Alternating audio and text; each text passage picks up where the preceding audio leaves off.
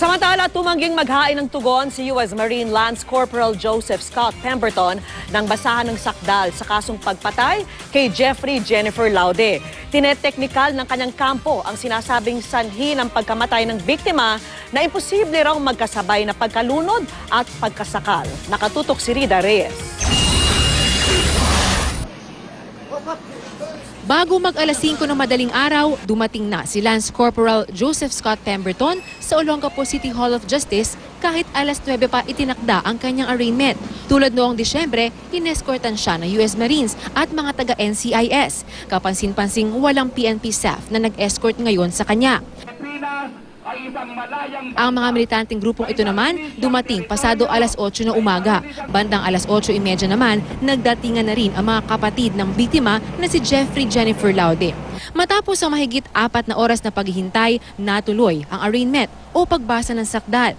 Pero tumangging maghain ng plea ang Amerikanong sundalo. Ayon sa kanyang mga abogado, malabo raw ang inilabas na cause of death ng SOCO at NCIS sa pagkamatay ni Laude na asphyxia due to drowning and strangulation. Hindi raw maaaring mamatay ng sabay sa pagkalunod at pagsakal. We felt that the information was vague and therefore Pemberton will not be able to intelligently plea.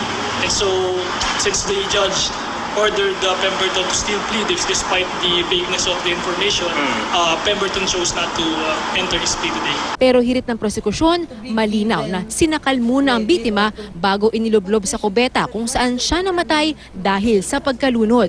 Hindi naman siya namatay sa strangulation eh. The cause is, hinimatay na siya, hindi na siya makapanlaban, nilublob na lang siya doon. And then, hindi lang nilublob. Bakit magkakapasa-pasa dito kung hindi So that establishes abuse of superior strength? That is the evidence. Because forensics will come in. Hindi tinanggap ng korte ang rason ng depensa, kaya ito na ang naghain ng not guilty plea para kay Pemberton. Pinagbawalan pa rin ng media na mag-cover sa loob ng korte. Kwento ng kapatid ng biktima, kalmante at nakukuha pa raw ngumiti ni Pemberton sa korte. Pero hindi raw ito tumitingin sa kanilang direksyon. Ang lakas ng loob niyang patayin ang kapatid ko, samantalang doon di na siya nakakapagsalita. Nauutal na siya sa katotohanan kasi totoo naman, tataman talaga. Ibinasura na naman ng korte ang apela ng mga private lawyer ng mga Laude na payagang mag-cover ang media at mailipat ang kustudiya ni Pemberton sa Olongapo City Jail. Ayon sa korte, wala raw merito ang mga isinumiteng motion.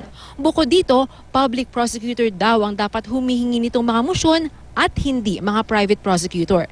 Sa Biyernes, nakatakda na ang pre-trial hearing pero hindi na raw haharap si Pemberton. Nakatakda ang trial proper sa March 17. Mula rito sa Olongapo City, Rida Reyes, nakatutok, 24 oras.